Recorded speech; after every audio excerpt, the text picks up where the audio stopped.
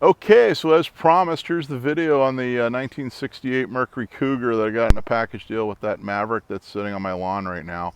I can't park it on the street yet because I haven't got it registered, although the fees are paid, so if something did happen, I could at least prove that I paid the fees on it to the DMV. So it's almost registered, but not quite there because California DMV can be a real pain in the ass sometimes, especially when some jackass paints over the sticker that's for DOT. Because 1970, I guess, was the first year that stuff came with DOT stickers. But right now we're focusing on the 68, so we're going to be checking it out. And one of these two cars is probably going to be our Lemons Rally ride in August if the Lemons Rally is still going on. So either one is definitely pretty crappy enough to do it, but this Cougar's pretty badass because it's more of like a muscle car. Right now, let's go have a look at it. Okay, so as I said before, this is the 1968 Cougar I got in the package deal. It actually has one of the original black license plates. Unfortunately, the other one's missing, and it looks like I'm probably going to lose them anyway when I register it since I don't have the second one, unfortunately. Checking this thing out, I mean, you can see the front isn't too bad.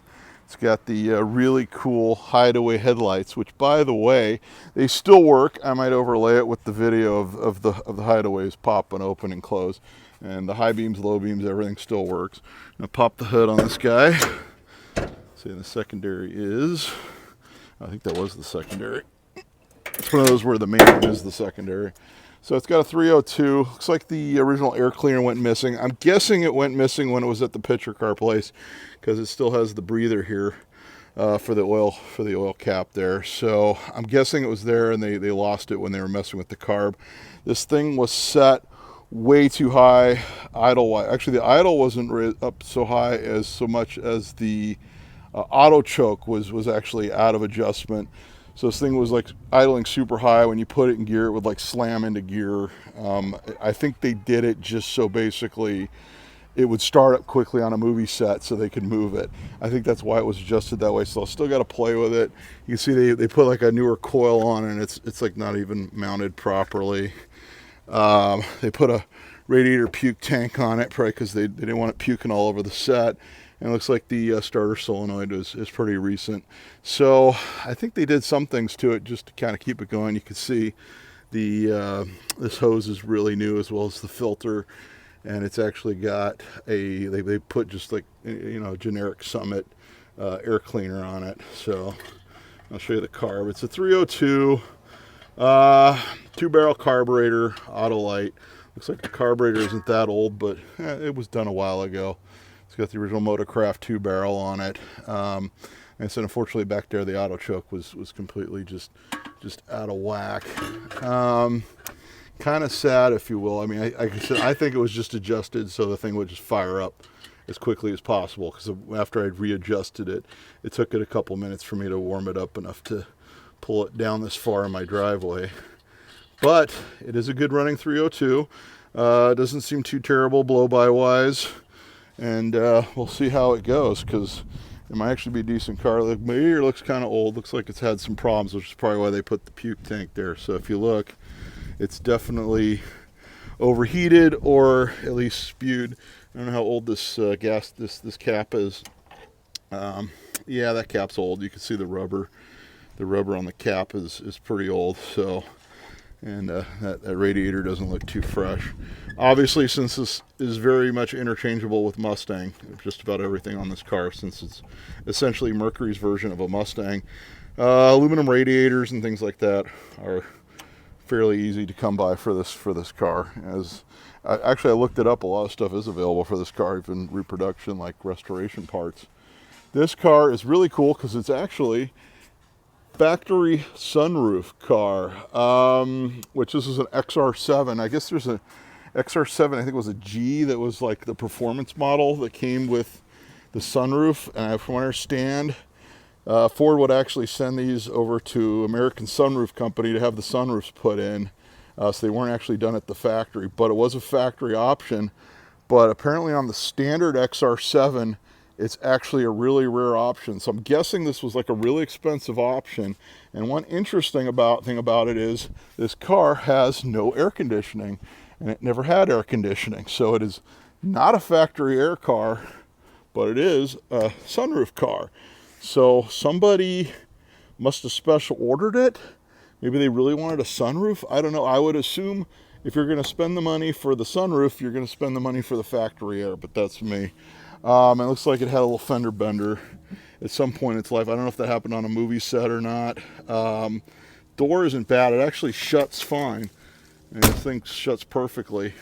And the quarter panel's pretty well toast. They actually make quarter panels for these, so you can't get reproduction quarter panels for these, fortunately, since they are popular to restore. And if you look, the side marker here, same as Mustang, so that's going to be available, as well as the, I don't know about the Cougar badge, but I'm sure I could find one, even if they don't reproduce it. Coming over here to the interior, I mean, it's really not bad. I mean, look at that door panel.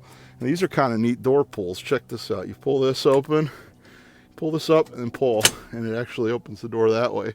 It's a crank window car. Like I said, no air conditioning. You look, there's no AC vents. I had to take the bolts off from underneath the glove box to get the glove box open, just to see if there was anything in there. There was nothing in there, so I was trying to see if maybe there was like old registrations or an owner's manual or something. It has cool like toggle switches on the dash. It's got an old school Blaupunkt AM/FM radio, which is I'm assuming I might pull a Marty report on this. I might just drop the money to get the Marty report, see how rare it is, especially with the factory sunroof. I'm guessing this was an AM radio car, and then either with a dealer or sometime when it was newer, they put that old Blaupunkt in there. So, and I'm assuming that is like that's probably like a rare piece. Like if you have a Porsche or a Volkswagen, those guys are probably go nuts for it. And it's cool. It's got the with the original console here, still in good condition. And these actually light up whatever position you have the transmission selector, and lights up. So it's kind of a neat feature on this. Yeah, I wish it was a 4-speed car too, but that's actually pretty cool. It's got the clock there, tachometer. It's got like full, all these gauges. Very sporty car. I haven't tried the factory sunroof yet. The headliner is pretty shot. I'm afraid to touch that sunroof because I don't know what's going to happen if I try to hit it or not. But I mean, look at the seats. They're worn, but they're not ripped. So they're actually in really good condition. This car is like completely solid. And if you look, it's got the overhead lights. And I didn't see any of those come on, so I've got to play with that and see what I can make happen there. So the XR7 badge is kind of cracked and hanging on for dear life. Vinyl top car. If you look, the rust, there's none. A lot of vinyl top cars, you always find the rusty back under here. And this car isn't that bad. It's all just surface rust. So definitely a restorable car. These have the sequential taillights. Someone rewired it to where only the outer light on each side comes on, which was real common because it was like electromechanical, like it's just elaborate flasher unit that would do the sequential taillights on these, and they had nothing but problems with it. They had them on Thunderbirds too. In fact, they had a 68 Thunderbird that had it, and so a lot of guys would just rewire them just so one of the lights would work, just so the thing was legal, which is what happened. So the back license plate's missing.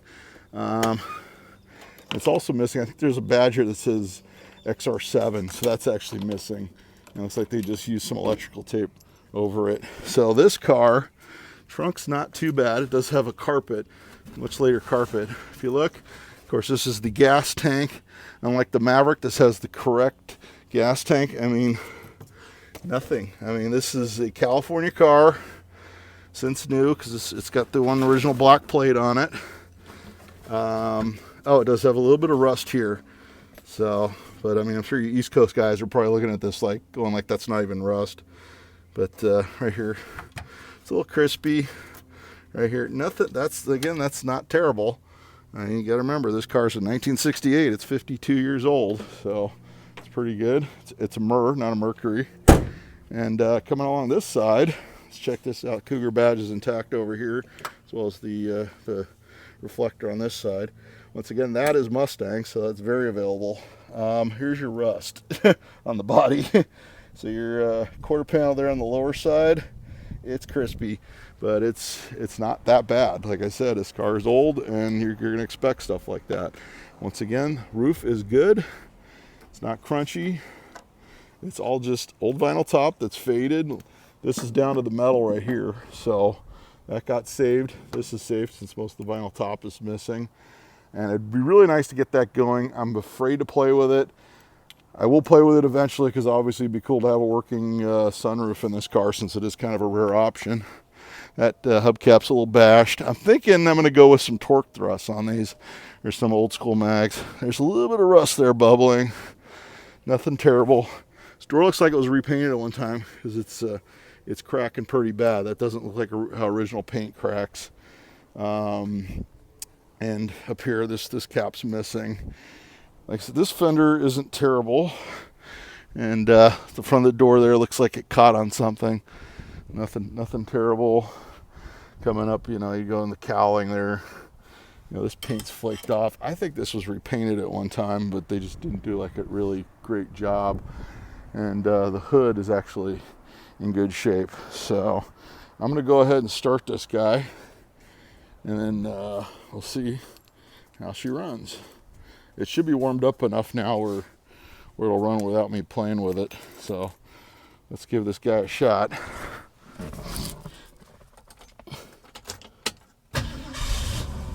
Yeah, it fired right up. Okay, it's still a little cold, so that's why it's going to run the way it is. But as you can hear, it's nothing too terrible. If I can, so it's definitely not terrible. I'll pull the cap off. So a little bit of blow by. I don't know if it's going to pick it up. Once again, it probably needs an oil change because I don't think these picture car places usually change the oil in these. So I'm guessing I'm going to have to do the cooling system, fire radiator, and it shut off. But yeah, so the engine's good. It's just a matter of, getting it back on the road, breaking out, getting through the cobwebs. And I think it's actually going to be a pretty decent car once I get her rolling. So let me know what you think in the comments of my Project 68 Cougar and the 70 Maverick. I'm thinking that the Maverick might have to go after the Lemons rally because I just got too many cars right now. Something's definitely going to have to go soon.